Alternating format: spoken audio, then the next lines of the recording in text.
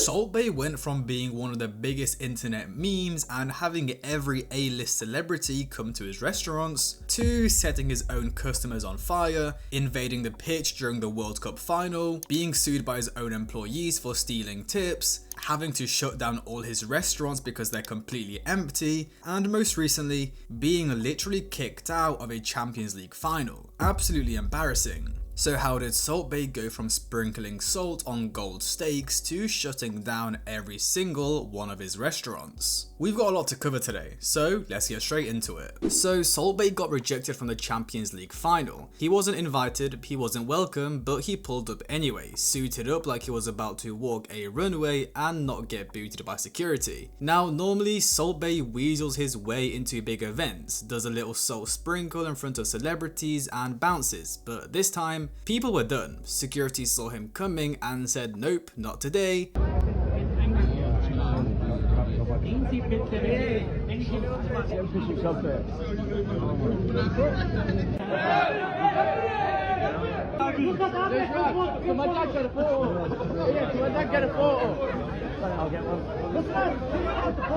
Fans online celebrated the security team like they scored the winning goal. The embarrassment was next level. Salt Bae tried to play it off by sticking around, signing random autographs like, yeah, I'm supposed to be here, all while being slowly backed into irrelevance like a bad street magician. And then here comes the denial. He hopped on social media claiming, I wasn't kicked out, I was just passing by. Bro, you were in a full tux, wearing sunglasses at night. What are you passing by? A fashion show on a rooftop? Nobody believes you were walking your meat-scented self down the street and accidentally wandered into the UEFA after party. Let's be real. Now, if this was an isolated L, that's one thing, but Salt Bae's entire brand has been spiraling for years, and it's finally catching up. Remember when he awkwardly forced his way onto the World Cup pitch in 2022? Argentina had just won, the team was crying, hugging, celebrating history, and suddenly Salt Bae appears like an uninvited uncle at a wedding. He grabs Messi, physically yanks his arm and tries to force a selfie. Then in a moment of pure meme level cringe, he grabs the actual World Cup trophy, holds it up like he won the thing, and poses for pictures like he's a 12th man. FIFA was so mad they launched an investigation and banned him from future events. And that was the moment the internet turned. Salt Bae wasn't cool anymore. He was corny, he was desperate, he went from viral sensation to walking red flag. And the worst part is, you know his excuse? Oh sorry, I didn't know. Yeah, you didn't know you're not allowed to run onto the pitch of the biggest sporting event that is watched by billions of people that only happens once every 4 years? Sure buddy. Why did you go onto the World Cup pitch after the final, touch the World Cup and kiss the World Cup? What were you thinking? You know,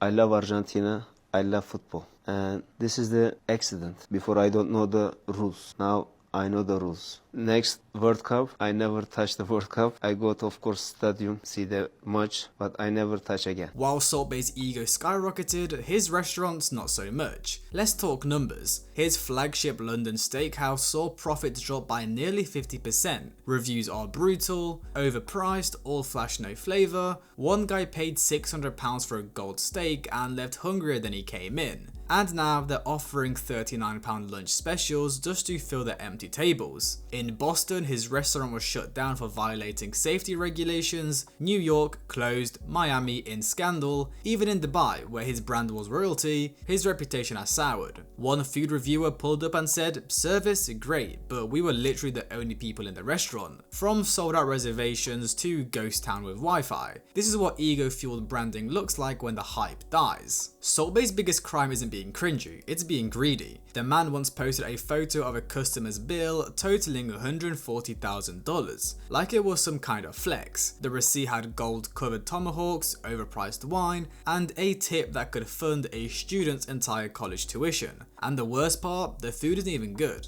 Gold leaf is just a shiny paper. It doesn't taste like anything. You can buy it on Amazon for $10. Yet Salt Bae charges thousands just to wrap his mediocrity in bling and call it luxury. People started realizing, wait, this man is literally just scamming rich people who want Instagram clout. But eventually, even rich people get tired of being clowned. Behind the scenes, things are even darker. Several former employees accused Salt Bae of skimming 3% of their tips, firing them when they confronted him, and running his restaurants like a dictatorship. One lawsuit compared him to Tony Montana. Yes, that Tony Montana. He allegedly controlled staff passports, humiliated workers, and ignored labor laws like they were seasoning instructions. In one case, 4 employees were fired after confronting him about stolen tips and sued him for wrongful termination. They described him as a dictator boss with a god complex. He wasn't running restaurants, he was running a steak cult. And when you thought it couldn't get worse, at his Istanbul location, during one of those dramatic tableside fire shows,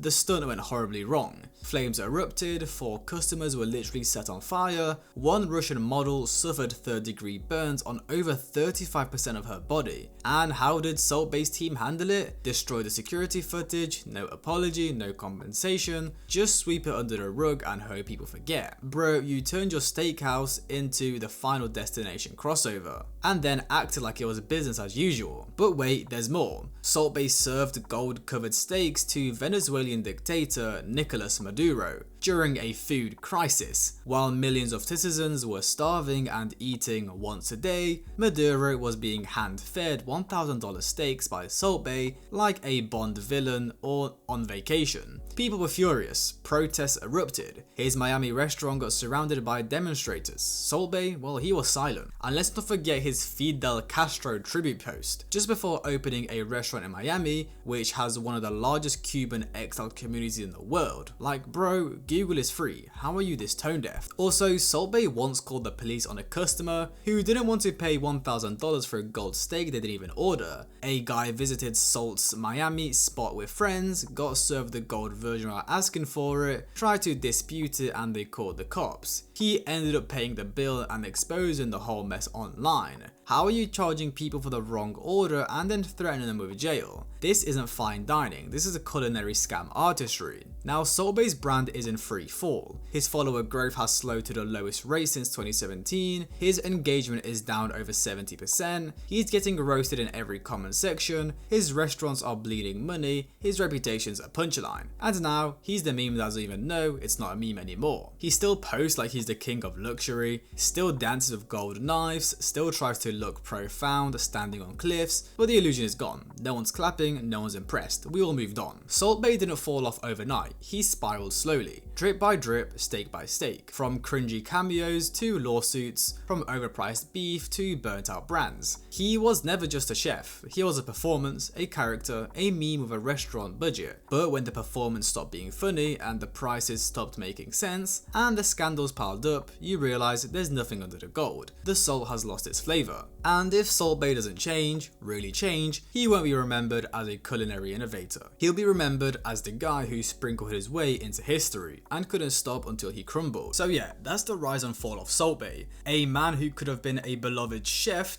and restaurant mogul, but chose to become a living meme with a god complex. He could have turned his meme virality into just opening normal restaurants that sell normal food. But no, he decided he's going to put fake gold and sell it for tens of thousands of dollars, literally stealing money from people, which turned into people not going to his restaurants, losing him money, and overall his career falling apart. And not only that, but he thinks he's him, running onto the pitch of the World Cup final, being rude to his employees and setting his guests on fire. It's the classic case of someone letting fame rot their brain. He got rich and famous and started acting like he was above everyone else. So if you get famous or rich, don't let it ruin you and turn yourself into a parody of who you once was. I hope you guys enjoyed. Like, subscribe, comment, have a great day, and I'll see you guys in the next one.